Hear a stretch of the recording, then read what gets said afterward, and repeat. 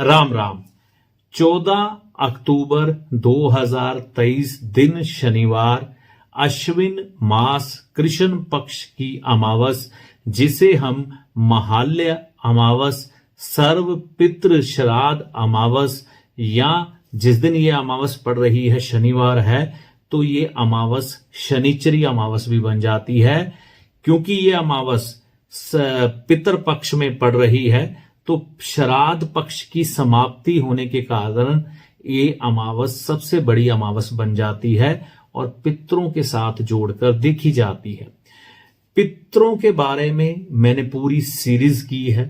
9 ग्रहों के अनुसार 9 तरह के ऋण आपको बताए हैं, लेकिन आपको एक चीज बताना चाहूंगा। देखिए, पितर दोष से कई बार लोग डर जाते हैं, घबरा जाते हैं। हाँ, पितरों के जो पाप कर्म या पुण्य कर्म है वो आपकी झोली में अक्सर पड़ते हैं, ठीक है ना। तो पितर दोष की उत्पत्ति कब होती है? जब आपके पितरों ने पाप कर्म किए हों, ठीक है ना। तो पितर दोष बन जाता है लाल किताब के अनुसार 9 ग्रहों का। अगर हम वैदिक ज्योतिष की बात करें तो वहां पर पितर दोष सिर्फ एक शब्द आता है, लेकिन इतनी डिटेलिंग नहीं की जाती। पितर दोष का मतलब क्या है, ठीक है ना कहीं आपके पितृ आपसे अतृप्त हैं। आपके पितरों के निमित्त जो आपके कर्तव्य बनते थे उनकी मुक्ति करवाने के लिए वो आपने नहीं करवाए ढंग से, या आप नहीं करवा पा रहे, जिसके कारण आपके पितर आपसे रुष्ट होकर आपको तंग करते हैं। तो ये पितर दोष पिछली 5 या 7 पीढ़ियों से संबंध खा जाता है। यहां पर गलती किससे हुई, कहां पर हुई, कैसे हुई, ये मालूम नहीं पड़ता। लेकिन जब जीवन में रुकावटें और समस्याएं आती हैं तो इंसान सोचने को मजबूर हो जाता है कि समस्या है कहां। तो फिर कई बार आपकी कुंडली देखकर बताया जाता है कि आप पितरदोष से पीड़ित हैं। तो पितरदोष की शांति फिर इंसान अपने अपने समझ बूझ और विद्वान की दी हुई राय के अनुसार अपने नजदीक में जो भी कार्यस्थल होते हैं पितरदोष की शांति के, वहां पर जाके करवाता है। जैसे अगर मैं बात करूं उज्जैन, हरिद्वार में नारायणी शिला, बद्रीनाथ धाम, गया जी, ऐसे अलग अलग स्थान है, कुरुक्षेत्र है ना, ब्रह्मकुंड सरोवर। तो ऐसे बहुत सी जगहें हैं भारत में। पेवा भी आपने सुना होगा। तो ऐसी बहुत सी जगह है जहां पर पितर पक्ष के संबंध में शांतियां करवाई जाती हैं, ठीक है ना। और ये आज से नहीं, बहुत पुरातन समय से हमारे शास्त्रों में इन बातों का वर्णन तक मिलता है कि पितर पक्ष की जो शांतियां हैं वहां पर करवाई जाती हैं। देखिए, इंसान आज की भागती दौड़ती जिंदगी में हुआ क्या है, अपनी खुशियां तो एंजॉय करना चाहता है, हर तरह से अपनी खुशी सेलिब्रेट करता है। घर में कोई बच्चे का जन्म हो, अपना बर्थडे हो, कोई शादी विवाह हो, मुंडन सेरामनी हो, कोई भी हो, पूरे हर्षोल्लास से उस खुशी को मनाएगा। लेकिन जिंदगी का संबंध खुशी और गमी दोनों से है, क्योंकि दिन और रात हमें ईश्वर ने बना के दिए हैं। दिन हमारी खुशियां हैं, रात हमारे गम हैं, ठीक है ना। तो हम क्या चाहते हैं, हम दिन की खुशियां तो मना लें, लेकिन रात के गम हम अच्छे से नहीं मनाना चाहते। कारण घर में जब कोई किसी की मृत्यु हो जाती है या उसके बनते कर्तव्य हैं, हम कई बार सही ढंग से नहीं मनाते, नहीं निभाते। इसकी वजह बहुत है। भारत में बहुत सी ऐसी तब्दीलियां हुई जिसके कारण कई लोग अपना जो धर्म था उसको त्याग गए। वो ऐसी चीजों की तरफ आकर्षित हो गए जिन्होंने आपके कुल की रीतों को ही खत्म कर दिया, नष्ट कर दिया, और वो धारा के विपरीत ले जाकर आपको उन्होंने तैराना शुरू कर दिया, जिसके कारण आध्यात्मिक दृष्टिकोण से भी कई चीजें आपको मिलकर भी नहीं मिल पाई, ठीक है ना। तो संतुष्टि का भाव नहीं आ पाया क्योंकि आप अपना मूल छोड़ चुके थे। तो मूल हमारा क्या है? अपने पितरों के प्रति बनते हुए हमारे कर्म, ठीक है ना। आज भी अगर हम व्हाइट हाउस की बात करें, वहां पर इब्राहिम लिंकन की आत्मा भटकती है। जिस साइंस वाले युग में आप जी रहे हैं और जिस अमेरिका को पूरी दुनिया खास तौर पर भारत फॉलो करने की कोशिश करता है, वहां पर भी आत्माओं का साया है। आप गूगल सर्च करके देखें, इब्राहिम लिंकन इन व्हाइट हाउस, क्या कहानी है। तो आज भी उसकी वो अतृप्त आत्मा वहां पर घूमती है। लोग इसके प्रत्यक्ष गवाह हैं। और जितना अंग्रेज इन चीजों को मानते हैं, उतना तो शायद कोई मानता ही नहीं। तो हमको हमारे जो कर्म थे उनसे दिशाहीन कर दिया गया। अनपढ़ गवार धोती वाले गंजे ब्राह्मणों के पीछे लगे हुए हैं और हमें अनपढ़ गवार कहकर हमें नकार दिया गया और वो वही चीजें फॉलो करते रहे। उनको आपको उनमें कोई कमी नजर नहीं आई, ठीक है ना। लेकिन आप अपने मूल को छोड़ गए।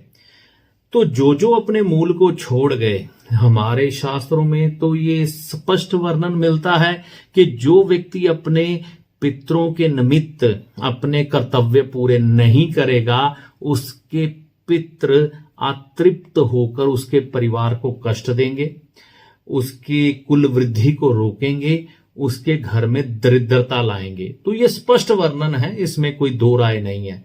जिसके कारण जो समृद्ध भारत सोने की चिड़िया थी, आज तड़पती हुई चिड़िया है, ठीक है ना। घर घर में दुख दलिद्र कलेश है, क्योंकि हमने उन लोगों को फॉलो किया है जिन लोगों का कोई बेस नहीं है, ठीक है ना। वो हमसे चीजें सीखकर हमारी चीजें अपनाकर समृद्ध हो रहे हैं, हम उनकी छोड़ी हुई चीजों को अपनाकर दुखी हो रहे हैं, ठीक है ना। तो पितृ पक्ष के उपलक्ष्य में या पितरों के निमित्त बनते हुए हमारे कर्तव्यों के बारे में अगर बात करूं, तो हमारे शास्त्रों में इसका वर्णन है। माता सीता जी ने गया जी में दशरथ जी का पिंडदान किया था। तो ऐसे बहुत से किस्से कहानियां हमारे धार्मिक तथ्यों से जुड़ी हुई हमें भारत में मिल जाती है। एक अपनी इस पुरातन सभ्यता को ईश्वर की जो गुण धर्म या कहानियां हैं, उनको मैथोलॉजी मत कहा करिए। देखिए, मैथोलॉजी का मैं शब्द शायद सही से उच्चारण भी ना कर पाऊं, लेकिन जो मैं किसी से जान पाया वो ये है कि मिथ, झूठी कहानियां, ठीक है ना। मिथ माइथोलॉजी इसको इसलिए बोलते हैं। तो ये बकवास थोपी गई है हम पे अंग्रेजों की, है ना। तो उनका सब कुछ सच है। हमारा विक्रमादित्य राजा महापराक्रमी, जो कि विक्रमादित्य कैलेंडर लेके चला है, हम उसको ठुकराकर जीसस की बताई हुई बातों पर चलते हैं। ठीक है भाई, जीसस तुम्हारा है, ठीक है, आपके लिए बिल्कुल सही है, लेकिन आप हम अपनी बातें हम पर ना थोपे, ठीक है ना। अगर आप हमारी नहीं मानना चाहते तो हम आपकी क्यों माने। तो ये अंग्रेजों का बताया हुआ चोचला है, इसको ज्यादा अपनाने की जरूरत नहीं है, ठीक है ना। तो जितनी आत्माओं के नाच वहां पर होते हैं, तो वहां पर वो सब कुछ सही ठहराया जाता है। हम अपने पितरों पर श्राद्ध करते हैं तो हमारा मजाक उड़ाया जाता है। यही बातें आपके दिमाग में घुस के अपने अपने पितरों के प्रति अपने कर्म निभाने बंद कर दिए। अब देखिए, पितर दोष की ये श्रृंखला के बाद अगर आप एक बात समझ पाए हैं ना, तो अपने पितरों के निमित्त आप अपने फर्ज नहीं निभाएंगे सही ढंग से, ठीक है ना। आपके नजदीकी जो ब्राह्मण है, मतलब के पंडित जो आपके नजदीकी मंदिर में है, कर्म कांड पूजा पाठ करता है, कर्मों से अच्छे कार्य करता है, विद्वान है, वो जो आपको दिशा निर्देश देता है पितरों के निमित्त, है ना, कि ये वाला दान करिए, ये पुण्य करिए, वो ही सर्वोच्चम है, वो ही करना है आपने, ठीक है ना। कई बार हमारे यहाँ पर सुनने में आता है, हम कोई दान किसी को बताएं, पंडित जी गरीबों को खिला दूं। तो देखो, गीता के 17वें अध्याय के शायद 14वें श्लोक में ये वर्णन आता है। भगवान श्री कृष्ण कहते हैं, मुझे दान उसका ही स्वीकार है जो सात्विक कार्य करने वाले व्यक्ति को दान करे, ठीक है, और या ऐसी स्थान पर दान करे जहां पर सात्विक कार्य किए जाते हैं, ठीक है ना, वो दान मुझ तक पहुंचता है, भगवान श्री कृष्ण तक, और वही स्वीकार्य होता है। आप किसी गरीब को दान करते हैं, वो पहले भूखमरी का शिकार है, ठीक है, वो अपनी भूख भी मिटाएगा, लेकिन ज्यादातर गरीब आज के समय में मैं देखता हूं बीड़ी सिगरेट शराब पीते हैं। तो आपने अपने पितरों के निमित्त उन गरीबों को दान दे दिया पैसा, तो वो बीड़ी सिगरेट शराब भी पिएंगे। हाँ, दूसरा वो कर्मविहीन हो जाएंगे। तो भगवान कृष्ण तो इस चीज के सख्त खिलाफ है, और ऐसे दान को तामसिक दान कहते हैं, जो दूसरों में तामसिक आदतों की वृद्धि करे, ठीक है ना, वो आपका दान तामसिक दान बन जाता है। इस बात को ध्यान में रखें। तो सात्विक व्यक्ति को सात्विक जगह पर दान करना ही आपका दान ईश्वर को स्वीकार है, दूसरा दान स्वीकार नहीं है। इसलिए आप गरीब व्यक्ति को शनि के कारक मानकर, ठीक है, भोजन करवा सकते हैं, करवाना चाहते हैं, ठीक है ना, प्रभु अच्छा के विपरीत जाकर, ठीक है। लेकिन अगर आप किसी ब्राह्मण को अन्न दान, भोजन दान नहीं करेंगे, जो मंदिर का ब्राह्मण है, ठीक है ना, कर्मकांडी है, विद्वान है, तो आपका दान वो पितरों तक नहीं पहुंचेगा। ये बात याद रखिएगा, ठीक है ना। तो एक बात तो ये हो गई, हमें श्राद्ध पक्ष की अमावस पर या जब भी जितने भी श्राद्ध करेंगे, अपने पितरों के निमित्त दान मंदिर में पंडित जी के कहे अनुसार जरूर करना है। दूसरी बात, अब ये शनिचरी अमावस है, शनि के साथ जुड़ती है, तो एक बात याद रखें, शनि के निमित्त दान हमारे क्या हो सकते हैं। श्राद्ध पक्ष में अक्सर हमारे शास्त्रों में यह वर्णन मिलता है, गौ माता को, कुत्ते को और कौवे को भोजन करवाना चाहिए। गौ माता को क्यों बोलते हैं? क्योंकि गौ माता में सभी देवी देवताओं का वास है। जब हम देवी देवताओं को पितर तुल्य मानकर कुछ भोग देते हैं गौ माता को, तो वो हमारे पितरों तक पहुंचता है। कुत्ता क्यों चुना? कुत्ता एक तो केतु का है और ईश्वर के साथ उसका सीधा संबंध है। कुत्ते को सबसे पहले यमराज के दूत दिखाई देते हैं। भैरव महाराज जो कि मृत्यु के देवता बन के कई बार आते हैं, उनके साथ कुत्ता हमेशा रहता है। तो कुत्ते को मौत और पितर सबसे पहले दिखाई देते हैं, तो इसलिए कुत्ते को भोग लगवाया जाता है। कौवा क्योंकि शनिदेव की सवारी है, और जो हमारे पितर हैं वो शनि महाराज के अधीन आते हैं। कारण क्योंकि पितर लोक या शनिदेव की बात करें ना, तो ये भी कहीं ना कहीं भैरव महाराज से जुड़ते हैं, क्योंकि शनि के जो देवता है वो भैरव हैं, और भैरव जो उत्पन्न हुए तो वो भगवान शिव के द्वारा उत्पन्न हुए थे। तो कहीं ना कहीं हमारे पितर क्योंकि शिवलोक में रहते हैं, जाके मृत्यु के पश्चात या नरक में भटकते हैं, तो वो सब शनिदेव के अंडर होता है। क्योंकि शनिदेव धर्मराज बनकर, यानी कि यमराज जो धर्मराज हैं वो शनिदेव के भाई हैं, तो उनके कहे अनुसार चलना पड़ता है। तो इस कारण जो काले रंग का कौवा होता है उसको भोग देने से शनिदेव तक पहुंचता है, और शनिदेव पितरों के निमित्त वो चीजें दे देते हैं, उनको पहुंचा देते हैं। इसलिए इनको इतना महत्व दिया गया है। दूसरी बात, हमें ये याद रखनी है कि शनिचरी अमावस है इस बार श्राद्धों में, तो कौवे को तो कम से कम खीर जरूर खिलाना। कौवे की विशेष सेवा बन रही है, और काली गाय की विशेष सेवा बन रही है, काले कुत्ते की विशेष सेवा बन रही है। काला रंग सारा है ना जो शनि का आ जाएगा, शनिचरी अमावस है तो इसलिए विशेष हो जाता है। दूसरी बात, किसी भी पवित्र सरोवर में पितरों के निमित्त स्नान करना, दान पुण्य करना, अपने पुरोहित जहां पर आप अस्थि विसर्जन करते हैं, आपके वहां पर एक खाता या पोथी लगा के बैठे होते हैं, जहां पर आपकी मृत्यु की बातें, कब आपके पितरों इस दुनिया को छोड़ के गए, आपने उनके प्रति कर्म कांड किए, उनको भी दान किया जाता है, ठीक है ना, वो आपके पुरोहित कहलाते हैं। तो वो भी जरूर करना चाहिए अगर आप कर सकें, और पवित्र नदी में स्नान जरूर करना चाहिए अगर आप कर सकें। तो शनि अमावस को मेरी भी कोशिश होती है कि मैं हरिद्वार में गंगा मैया में स्नान करूं, और अगर आप कर सकते हैं जाकर वहां पर स्नान करें, अपने पुरोहित को दान करें, और गंगा मैया में दूध चावल चांदी जल प्रवाह करें, क्योंकि गंगा मैया में कोई भी अर्पण चीज सीधी आपके पितरों के पास पहुंचती है। यहां तक सब कुछ क्लियर हो गया। अब देखिए, हमारे शास्त्रों में पितरों के निमित्त दान को बड़ा महत्व दिया गया है। तो इस बात को समझना है कि पितरों के निमित्त पिंड दान करें। देखिए, आप चाहे पिंडदान या श्राद्ध करें हरिद्वार में, चाहे करें आप ये कहूं बद्रीनाथ में, या आप करें पेवे में, या आप करें कुरुक्षेत्र में, जहां जहां पर भी भारत में पिंड भरवाए जाते हैं, पिंड दान करवाए जाते हैं, लेकिन हमारे शास्त्रों में वर्णन मिलता है माता सीता ने जहां पर दशरथ जी का पिंड दान किया था, वो स्थान है गया जी।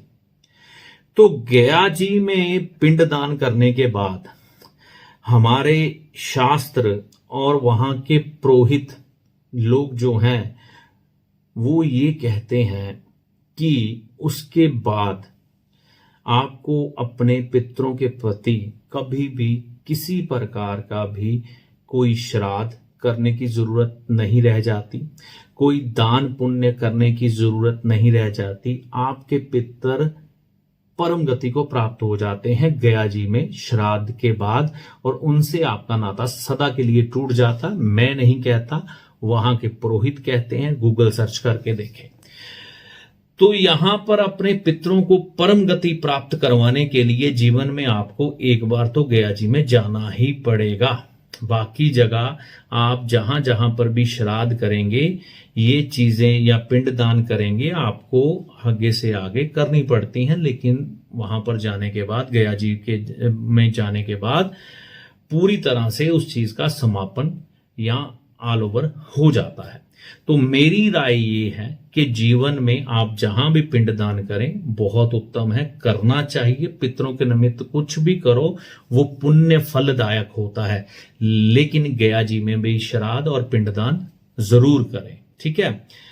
और देखिए, ये श्राद्ध पक्ष इसके लिए सर्वश्रेष्ठ होता है। और यहां पर इस समय अमावस के दिन, जो कि महाल्य अमावस है, बहुत भीड़ देखने को मिलती है। लोग पूरे विश्व के कोने कोने से अपने पितरों की शांतियां करवाने के लिए गया जी में, हरिद्वार, पेवे, कुरुक्षेत्र, जहां जहां पर शांतियां होती हैं वहां पर करवाने आते हैं। तो यहां पर एकदम से इतनी भीड़ इकट्ठी हो जानी भी अच्छी नहीं है। आप गूगल सर्च करें, हरिद्वार में आपके पुरोहित कौन है, नारायणी शिला है, गया जी में है, ऋषिकेश में है, ऋषिकेश में पुरोहित कौन से हैं, आपके गोत्र के अनुसार ऐसा सर्च करें। या आपके स्टेट, जो आपकी स्टेट है, मान लीजिए किसी के दिल्ली है, किसी की हरियाणा है, किसी की पंजाब है, किसी की J&K है, किसी का विभाजित पंजाब है जो पाकिस्तान में चला गया, तमिलनाडु है, उत्तर प्रदेश है। ऐसे में मेरा पुरोहित कौन है, गया जी में, कुरुक्षेत्र में, हरिद्वार में, ऐसा करके सर्च करें। आपको वो नंबर गूगल में मिल जाएगा। टेक्नोलॉजी का युग है, सब कुछ आजकल अवेलेबल है। नहीं तो वहां जाकर अपने उस स्टेट के पुरोहित से मिलें और उससे अपनी शांति करवाएं। ये है राइट वे, क्योंकि यहां पर पुरोहित का बदल जाना भी कहीं ना कहीं कोई दोष उत्पन्न करता है। देखिए, सनातन बड़ा सीधा भी है, और अगर आपने उसको टेढ़ा कर लिया है तो बहुत टेढ़ा भी है। अगर तो आप अपने पितरों के निमित्त अपने जो कर्म है वो सही तरीके से निभाते आ रहे हैं, अपने पूर्वजों की जगह पर लगातार जा रहे हैं, निरंतर जा रहे हैं, आपने अपना ट्रैक नहीं चेंज किया, कभी भी अपने बुजुर्गों की बात को नहीं टाला, उनकी बताई हुई परंपराओं को निभाते चले आ रहे हैं, तो आप सीधा अपने पुरोहित के पास पहुंचेंगे। लेकिन कई लोग चाहे विदेश चले गए हो या भारत में हो, अपनी परंपराएं छोड़ देते हैं या उनसे छुड़वा देते हैं जब वो किसी और के फॉलोअर बन जाते हैं, ठीक है ना। तो उसके बाद वो उन चीजों से टूट चुके हैं, सुखी फिर भी नहीं है, तो वापिस आना उनको कई बार टेढ़ा लगता है। हम कैसे ढूंढेंगे, क्या करेंगे? बहुत आसान है, अपने गोत्र का, आपको आपका गोत्र ज्ञात होगा, उसका पुरोहित ढूंढे, ठीक है ना। जिस भी जगह पर आप जाते हैं वहां पर सर्च करें, मेरा ये गोत्र है, मेरे इस गोत्र का कौन पुरोहित है, ठीक है ना। जैसे उदाहरण के तौर पर मैं कहूं मेरा कन्नव गोत्र है ना, तो मैं अपने कन्नव गोत्र का वहां पर पुरोहित ढूंढूंगा, ठीक है। बड़ा आसान है, मिल जाता है, थोड़ी सी मेहनत लगती है, मिल जाता है, ठीक है ना। तो ये आसान है, ऐसा आप कर सकते हैं। अगर आपको मुश्किल लगे तो अपनी स्टेट का कौन सा पुरोहित है जिस जगह पर आप शांति करवाना चाह रहे हैं, ऐसा करके ढूंढ सकते हैं। या गया जी में जा रहे हैं तो वहां पर भी ऐसे ढूंढ सकते हैं कि पंजाब के पुरोहित वहां पर कौन से हैं, ठीक है ना। तो वहां पर उनका नंबर गूगल में आ जाता है, उनसे फोन पे बात करें, संपर्क करें, जैसा वो आपको गाइड करें वैसा ही करें। हमारा कोई लेना देना नहीं है, हमने सिर्फ बताना है ये रास्ता है, ऐसा अपना लो, ऐसा कर लो, बस। ठीक है ना। तो सब कुछ बहुत सरल है और अपनी उस सनातन सभ्यता के अनुसार चलना है। अपने पितरों के निमित्त जो आपके कर्म बनते हैं उनको सही तरीके से निभाओगे तो कोई पितर दोष नहीं है। ठीक है ना। तो पिंड दान करना, उनके नाम पर दान करना सही ढंग से अमावस पर, ठीक है ना। और अगर आप इन चीजों से सदा के लिए बाहर आना चाहते हैं तो गया जी चला जाएं, ठीक है ना। उसके बाद फिर कोई दान पुण्य की जरूरत नहीं रह जाती। उनके वहां के पुरोहितों के अनुसार, मैं नहीं कह रहा, अपनी तरफ से वहां के पुरोहित कहते हैं, तो ऐसा आप कर सकते हैं। तो पितृदोष से घबरा जाना और पितृदोष के उपाय ढूंढने की कोशिश करना और पितृदोष के पीपल के नीचे दिया जलाओ, कौवे को डालो, कुत्ते को डालो, भैया हम तो एक बार ही गया जी में जाके आ गए, उसके बाद कुछ भी नहीं करता, मैं नहीं कुछ करता, ठीक है ना। क्योंकि मेरे पुरोहित ने मुझको बोल दिया आपको कुछ भी करने की जरूरत नहीं है, तो मैं अपना दिमाग नहीं लगाता उसके बाद, ठीक है ना। और मेरे लिए उनका कहा हुआ वचन ही सत्य और ब्रह्म वाक है, ठीक है ना। तो मैं उससे आगे ना सीमा लांघने की कोशिश करता हूं, ना ही उस पर प्रश्न चिन्ह लगाता हूं। तो मैं उस चीज से मुक्त हो चुका हूं क्योंकि मैंने एक बार वहां पर फुल एंड फाइनल करवा दिया है, ठीक है ना। तो यही चीज मैंने आपको बताने की कोशिश करनी है कि ज्योतिष के नाम पर भ्रमित होना, बार बार हम ये करो, वो करो, फलाना करो, डमकाना करो, पितृ नाराज हो गए, पितरों ने तुम्हारी ये गलती से नाराज है, पितर तुम्हारे से ऐसे नाराज है, पीपल के नीचे दिया जलाओ, कुत्ते को खीर डालो, कुत्ते को खिला दो, ये चीज तुम्हारे पितर बरसाएंगे तुम पर कृपा, ऐसा कुछ नहीं होता भाई, ठीक है ना। जो चीज आपसे एक बार टूट के जा चुकी है ना, वो वापस नहीं जुड़ेगी। बेहतर ये होता है कि वो पितर जिस यात्रा पर निकले हैं वो यात्रा उनकी सुगम करवा दो, क्योंकि जरूरी नहीं है कि वो धरती लोक पर, भूलोक पर ही वापस जन्म ले, ठीक है ना। रामायण में वर्णन मिलता है कि कई पृथ्वियां हैं, हमारी जैसी शक्ल के 7 लोग पूरे ब्रह्मांड में किसी न किसी गैलेक्सी में बैठे हैं, तो हमको उनको कनेक्शन तोड़ के आगे की यात्रा पर भेजना होता है। 7 ग्रह हैं, 7 जन्म है, 7 घोड़े हैं, 7 रंग है, ठीक है ना, 7 सुर है। तो ये बात को समझना है, मेरे गुरुजी की बताई ये चीजें हैं, तो उनको डिस्कनेक्ट करके आगे भेजना होता है। तो हम उतनी देर तक यहीं पर गोल गोल गोल गोल उनको घुमाई जा रहे हैं, उनको मुक्ति नहीं कर रहे, पीपल के नीचे दिए जगाए जा रहे, बोले भेजो यार हमको आगे निकले, वो गया जी में जाएंगे, ठीक है ना। तो इस चीज को समझना है और पितरों के निमित्त इतने उपाय की जरूरत नहीं रहती, बहुत सरल है। लेकिन हम व्यस्त इतने हैं कि हम अपने पितरों के निमित्त वक्त नहीं निकाल सकते। काश आपके माता पिता ने भी आपके लिए समय ना निकाला होता तो आप शायद इस पोजीशन पर ना होते। तो उनको उनके आखिरी यात्रा पर भेजने के लिए अगर आपके पास समय नहीं है ना, तो ये कुदरत बख्शती नहीं है, वो आपके कुल का बीज नाश करती है, आपको ऐसी ऐसी तकलीफें देती है कि आप मजबूरी में रोते बिलखते, चाहे आपका सब कुछ तबाह हो जाए, किसी तरह किसी विद्वान के मुंह से ये शब्द निकले, आपको गया जी में जाना पड़ेगा। वहां जाओगे, आज नहीं जाओगे, कल जाओगे, रोते जाओगे, हंसते जाओगे, ये उस ईश्वर की विधा है, आपके पितरों की मर्जी है, वो छोड़ेंगे नहीं, ठीक है ना। तो अच्छा यही है कि वहां चले जाएं, जितना जल्दी हो सके, आज नहीं तो कल जाना ही पड़ेगा। तो पितृदोष से घबराने की जरूरत नहीं है ज्योतिष के अनुसार। मैं नहीं कहता आप पितृदोष से डरो, बस आपको मालूम है तो ये काम कर दो, बस मुक्त। कैसे करना है ये आपको वो बताएंगे, मैं नहीं जानता इसके बारे में, मुझसे नहीं पूछना है। मैंने आपको वेव दिया है, रास्ता दिया है, ठीक है ना, उसको समझो और उसको सही तरीके से निभाओ। और पितृपक्ष में या उनके बताए हुए समय के अनुसार जब वो आपको कहते हैं कि आ जाओ करा लो शांति, हाँ उनसे फोन किए बगैर गया जी में मत जाना। कई बार वो कुछ चीजें आपके घर से मंगाते हैं तो वो भी ले जानी जरूरी होती हैं, ठीक है ना। तो बात करके जाने की कोशिश करो, आपको ईश्वरीय कृपा से आपके पितरों का आशीर्वाद मिलता है और पितर दोष सदा के लिए खत्म हो जाता है। कई लोग मैं सुनता हूं काल सर्प दोष की शांति करवा चुके हैं, 3-3 4-4 बार करवाते हैं। अरे भाई क्यों? एक बार करवा दी बहुत है। पितर दोष की शांति एक बार करवा दी, बार बार करवाते हैं क्यों, जब एक बार करवा दी बहुत है? तो देखो, सही जानकारी के ऊपर चलो। यही कहना चाहूंगा कि पितर दोष से घबराएं ना। शास्त्रों के अनुसार जो जो जगह बनी है वहां पर जाए। गया जी में भी एक बार श्राद्ध करवाना पड़ेगा। जितनी देर तक गया जी में नहीं जाना चाहते, आपके स्थानीय हरिद्वार, पेवे, कुरुक्षेत्र, बद्रीनाथ भगवान, जहां पर आपको मौका मिले, आपके नजदीक जो भी है वहां पर श्राद्ध करिए, लेकिन अंतिम में वहां पर जाना पड़ेगा। तो जब भी जाएं, गया जी में आखिर में एक बार से मुक्ति करवा दें बस। तो मेरा ये बताने का, ये वीडियो बनाने का पर्पस यही था कि सही और सटीक जानकारी आप तक जरूर पहुंचे और पितर दोष से आप घबराएं ना। डरने वाली बात कोई नहीं है, ठीक है ना। पितर अगर सही ढंग से विदा कर देंगे ना तो आप सदा खुश रहेंगे। और भारत में उत्पन्न सनातनी जितने भी अपनी इस प्रथा से भटक चुके हैं, तो कहीं ना कहीं कष्ट उनके आगे पीछे फिर चलते हैं, ठीक है ना। तो बस यही कहना था।